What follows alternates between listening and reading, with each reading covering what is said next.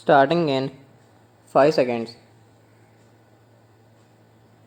Sir, I have had the opportunity of going through the performance budgets which are presented to the House by different ministries. May I request the Finance Minister kindly to go through at least one performance budget? If you want, you can go through the entire thing and see whether, in the case of at least one ministry, the performance budget has been really fulfilled or not. He must first satisfy himself.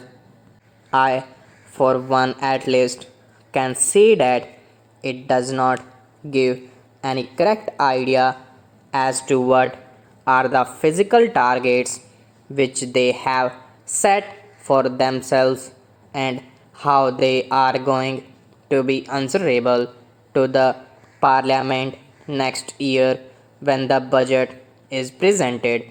If we have to compare the performance budget of next year with last year's budget, the members of parliament should be in a position to find out as to whether they have been able to achieve the targets that they have set for themselves, and if they have not, they should find out which department has failed, where the things have gone wrong. At least we should be able to find out these things.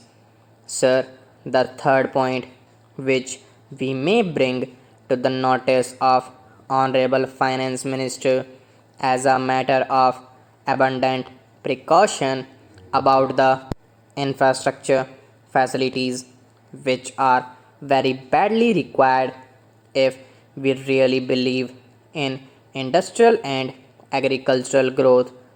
Here, the state electricity boards and the coal ministry and the railway ministry have a coordination committee, but at the same time, greater attention will have to be paid to see that our production does not suffer because of the infrastructural facilities which are not coming up to the mark.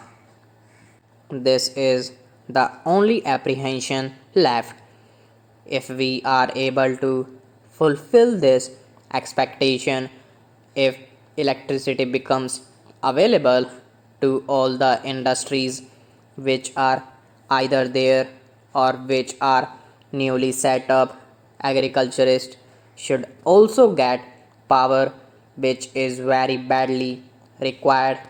I am sure the production oriented budget which the Honorable Finance Minister presented to the House will be completely fulfilled and there should be no difficulty about it.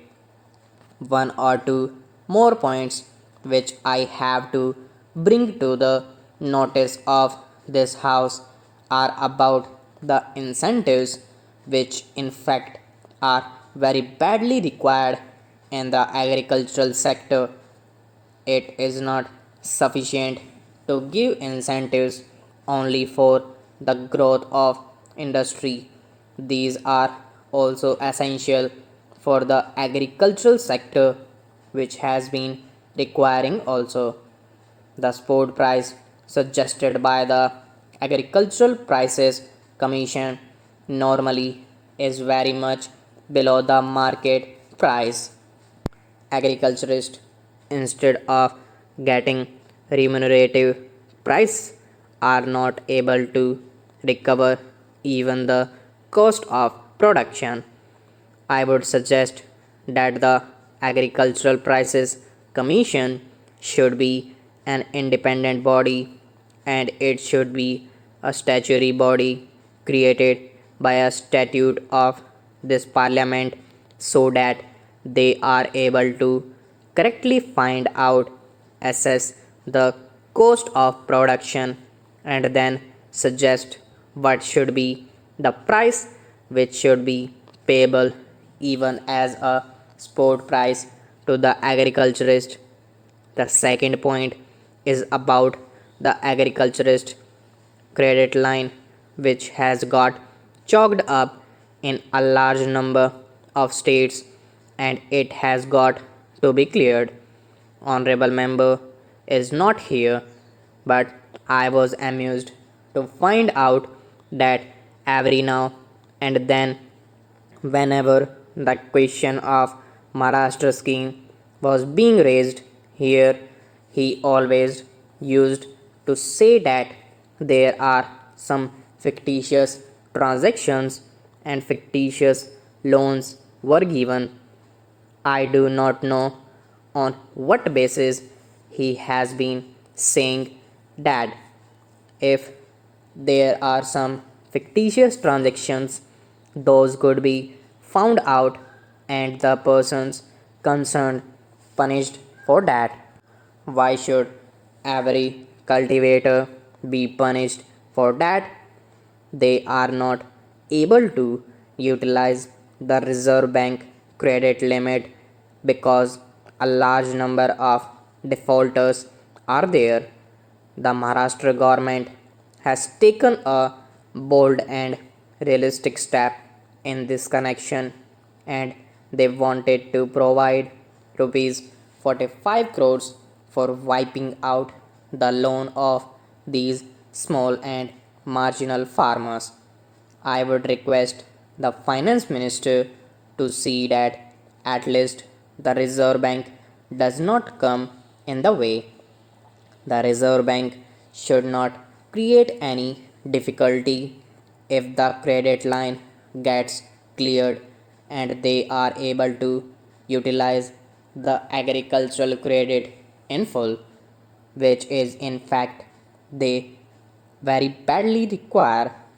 There is one more point, some kind of adjustment in the price of urea and other chemical fertilizers which the cultivators are to use is necessary. The price of all petroleum products has gone up, thereby urea has become a prohibitive items for agriculture. Some kind of adjustment affected by which urea should be easily available to the cultivators is one of the points which the finance minister may kindly consider. My next point is about the natural calamities and the schemes of rescheduling of loan. The finance minister is aware of fact that rescheduling is not a concession to the cultivators at all. He is required to pay one third installment of the loan which he has taken right at the start when the rescheduled cycle start of the loan. Stop.